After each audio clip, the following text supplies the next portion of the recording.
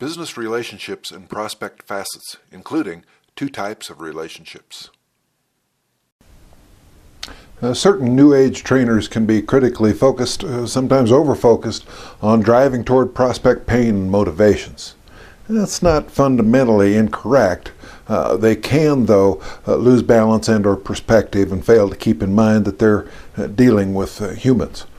C.A.R.S preference is toward development of business relationships, even temporary ones, during just the mutual evaluation of the cash card opportunity by the prospect and the lead agent's consideration of the prospect as a potential agent on their team. We feel the benefits of so doing result in showing a more engaging, warmer human side. We do, though, tip our hat to the New Age trainers by acknowledging that such an approach can carry a bit of wasted time overhead. In business and in life in general, though, we've found that a policy of extending warmth and kindness invariably pays favorable dividends. Our recommendation to our lead agents: find the balance that's best for you.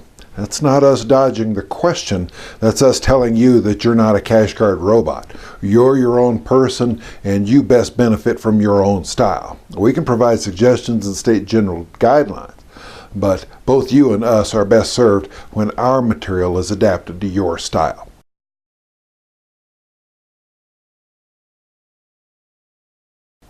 Through years of business interaction and consulting, we've learned that there are two types of relationships: superficial and substantive. Superficial relationships are characterized by chit-chat about the weather, golf, and other neutral topics. These relationships are built on casual exchanges and lack any real depth. An example of a superficial relationship is when a rep meets a prospect who maybe went to the same college. There may be a few minutes of shared memories. Hey, you remember so-and-so, thus and such? And momentary shallow bonding over this coincidence. But the way these two individuals otherwise interact or do business is not affected, nor does it appreciably change or deepen. The second type of relationship is the substantive relationship, which is characterized by mutual benefit. These substantive relationships are the ones upon which Cash Card focuses. Now, developing meaningful relationships is, of course, more than being friendly. A true business relationship requires you to ascertain a prospect's visions, desires, fears, and motivations, and that means asking good questions. Questions which engage your prospect and channel that energy into action.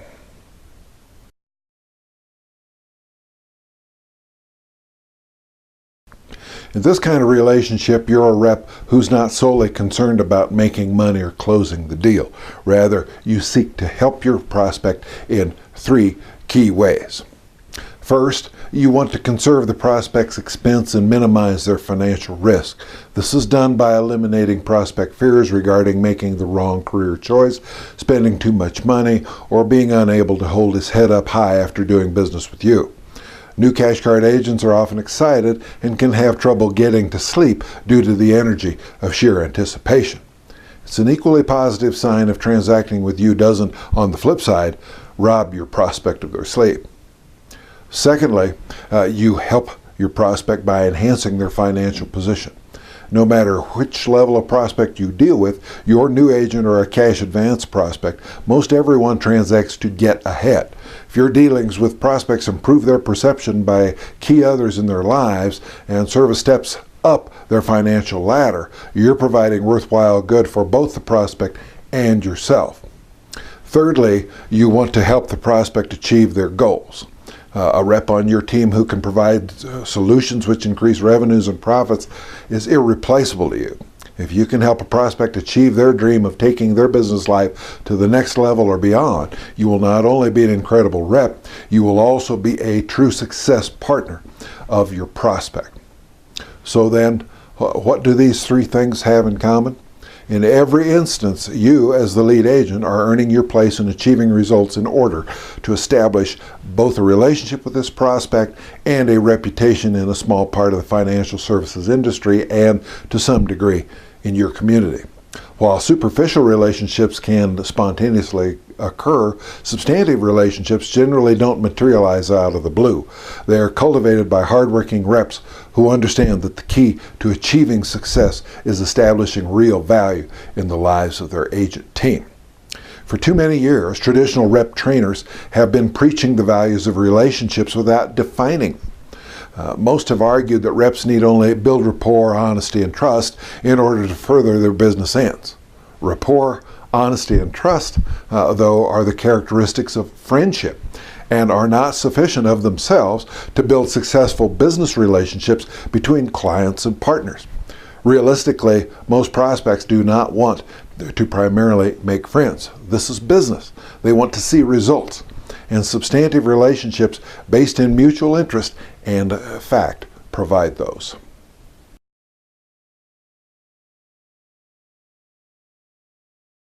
Traditional training focuses on the notion of hawking only benefits to the prospect. This approach glosses over the reality that people make decisions for two reasons. One is to move toward pleasure, and the other is to move away from pain. The two strongest emotions prospects experience are pain and fear. It's been said that the best presentation formula can sometimes be to find someone who believes themselves to be both well and fearless. The next step is to get that prospect to feel their hurt or fears by asking probing questions. If you can help your prospect uncover a number of hurts, these hurts will quickly appear to both of you as a full-fledged illness which demands immediate treatment. That is often then the best time for you to do what you're paid to do, perform a healing miracle. The exact motives of your prospect may you uncover with your questions, and the word pictures you paint in their mind will generally fall into one of these 7 categories. The most important pain to elicit is pain in the present. It is also the one to go after first by a question like, how much money are you losing as we speak? The second most important pain to draw attention to is pain in the future. Fear of an impending outcome is also a motivator, but usually not quite as strong as pain in the present. A fitting question can be, how much do you expect this deficit to grow by next year at this time? The third most probable motive is pleasure in the present.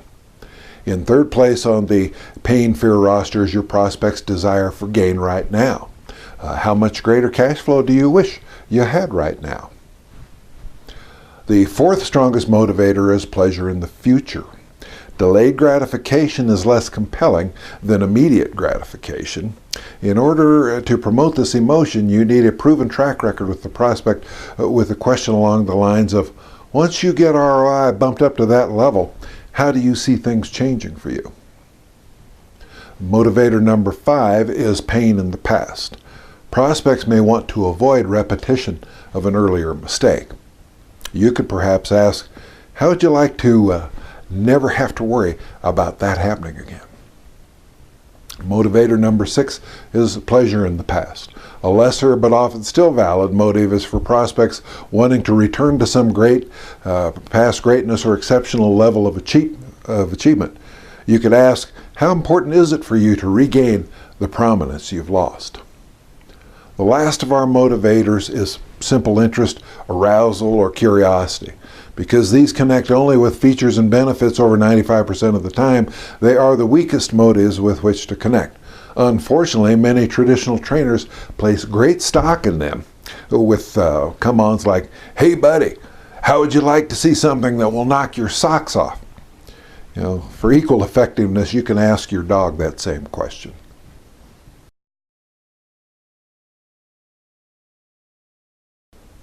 An intangible is defined as 1, incapable of being perceived by the sense of touch, 2, sometimes an asset with worth and value but not existing in the physical sense, like business goodwill, 3, often imprecise, lacking a specific definition or unclear to the mind, something you can't get your head around. It's no secret, for example, that people have forever been drawn to nameplates, be that nameplate on a motor vehicle, a certain neighborhood or part of town, or other statement of some form of status or having arrived. Nameplates often lead the list of intangibles which tend to regularly attract people. Similarly, any intangibles attached to your offer increase both its real value as well as its value as perceived by others. The age-old Hallmark card slogan, when you care enough to send the very best, comes to mind. Often the very best not only generates different visions in the heads of different people, but it's intangible, i.e. usually entirely impossible to put one's hands on. I'd here like to quickly run through 15 types of intangibles, i.e. emotional motivators prospects often find irresistible. The first is prestige. Luxury branded perfumes, watches, clothing, and cars can be marketed for a premium price simply because markets value their prestige. Do most people buy Tommy Hilfiger clothing because of its style and quality? Second is distinctiveness. Companies like Volkswagen and Apple promote the idea that buying their products can signal that a person is somewhat countercultural, out of the mainstream, not your average Joe. Reliability is an excellent intangible. Maytag created a marketing icon with a repairman who struggled to stay awake and never had to answer his phone. Maytag repairmen being underworked and underutilized is an intangible people have purchased for decades. Guaranteed satisfaction is a very popular intangible. If you don't like it, bring it back has sold everything from cars for 3 days to just about everything else for 30, 60, or 90 days. Customer service is a top intangible.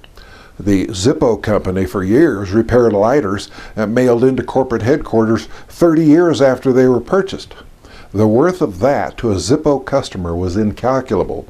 Although losses in getting run over by cement trucks is not covered, a Zippo lighter was the only thing such a satisfied customer would seek the next time they needed a new one. Aesthetics can be strong intangible motivators. If it glistens, gleams, glows, shines, and takes your breath away, you've got an intangible worth money. Ask any jewelry store. As an intangible, safety is hard to beat. Long, flawless, excellent track records of safety are sought by certain types of buyers. Car manufacturers scramble to outdo one another in reporting favorable results of crash tests and getting high ratings by independent test organizations. Simplicity is often a subtle intangible. A product that is easy to understand and use has significant intangible value, especially if the product is technical or complex. Although unused by the more technically savvy, America Online brought millions to the internet because its software was made exceptionally user-friendly and easy to navigate. Technical support is tough to beat as an intangible. Dealers of copiers and turnkey computer networks sell uncalculated amounts of priced-up, relatively worry-free customer contentment. So do auto clubs. People like it when you responsibly take over problems for which they have no training or useful background. Get my computer running or start my car. Another neat intangible is when a product is personally customized. Why does a retailer add a significant markup to the cost of monogramming a shirt? Why can state bureaus of motor vehicles get more for personalized vanity auto license plates? Why will someone wanting their own new home built invest more in modified house plans from an architect than in similar plans from a book of generic blueprints? Because these touches all make the results personal. Being environmentally friendly can be a strong intangible. Often if everything else about two products is equal and one is manufactured from recyclable materials and creates less toxic byproducts than the other, which do you think will sell better? These days, being socially responsive is regularly proven to be a good intangible. If, say, everything about two products is identical and one is manufactured in a politically repressive country while the other is not, which will people buy? Philanthropic causes can be magnetic intangibles. If two products were identical and the manufacturer of one donated a portion of all profits to charity and the other did not, which one tends to outsell the other? Some consumers frequent McDonald's simply to support the Ronald McDonald House Fund. And how tough is nostalgia to beat as an intangible? Every Christmas, Coca-Cola displays its classic picture of Santa holding up a bottle of Coke. Aren't they in fact selling much more than a carbonated beverage? And lastly, celebrity is regularly proven to be a rock-solid intangible motivator. Images of celebrities, both past and present, living and late, have always sold the products and services linked to them. After the Songbird of London, Judge Roy Bean named an entire Texas town Langtree. And you already know that Elvis does, in fact, live. 11 negative prospect assumptions. Your primary intent is to locate the most qualified prospective agents and then get together with them to present the cash card agent opportunity to them. The prospect, correspondingly, wants to make sure being a cash card agent is right for them. As you lay the foundation stones of what may become a successful relationship, each of you has assumptions about the other. Once you identify and come to understand some of the low opinions prospects may have of you, you'll be better able to cover your position to build necessary rapport and trust, and perhaps sign up a worthy new agent. We've identified 11 of those negative prospect assumptions. The first one is prospects usually believe their time is more valuable than your time. They can feel put out having to fit you into their busy schedule and show little regard for yours. Secondly, prospects believe that it's not okay to return your voicemail promptly or sometimes at all. After all, they don't really know you, may be otherwise occupied, will tend to be mistrusting, and may not care to invest energy and time in cultivating a new business relationship, and that's in spite of the superior opportunity represented by being a cash card agent. Thirdly, prospects believe that canceling an appointment with you may cause an inconvenience, but that to them is your problem. No laws, after all, are thereby broken. Prospects often figure it's no problem for you to reschedule. They feel the reason you want to meet in the first place is so that you can sell them something. On that basis, it's their understanding that since you're the one who stands to make money on the deal, you should tolerate any inconvenience rescheduling might create as a part of the schedule overhead of you doing business. Fourthly, prospects can believe it's okay to mislead you. They might schedule or reschedule an appointment to buy themselves some time with no intention of honoring the appointment. They might mislead you about their financial position and or how much money they have available. They may claim to have the power to make a solo decision in career matters when actually they do not. Next, many prospects believe most reps are trained to manipulate and use psychological games. They've been conditioned to have to deal with reps who've listened to dozens of recorded sales psychology programs, attended days of training in the manipulation of others, and mastered a complete repertoire of negotiation tricks. Prospects believe you've done all those things too. They may see you approaching them with an arsenal of selling deceptions, tricks, and fast ones against which they must defend. Sixth, prospects expect to feel pressured. They expect you to back them into a corner and try to push them into a hasty decision. Seventh, prospects feel that strong resistance is their only defense.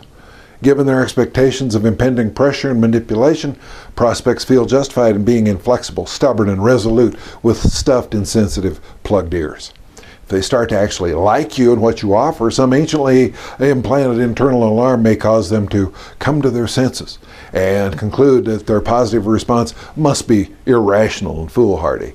This can often happen just when you begin to think you've made appropriate linkage with your next productive new agent. Number 8, prospects feel that manifesting interest too early weakens their position. In a game, each side makes moves.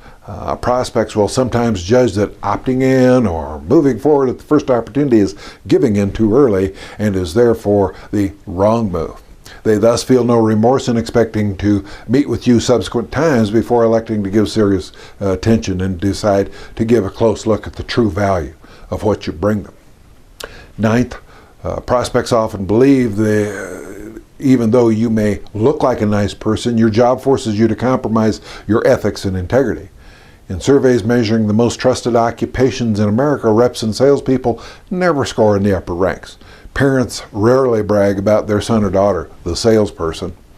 10th, Prospects believe it's okay to get free consulting and career counseling from you. They see nothing wrong with purposely using your expertise for no other reason than to help them to make a good decision on another matter on another platform some distance from you.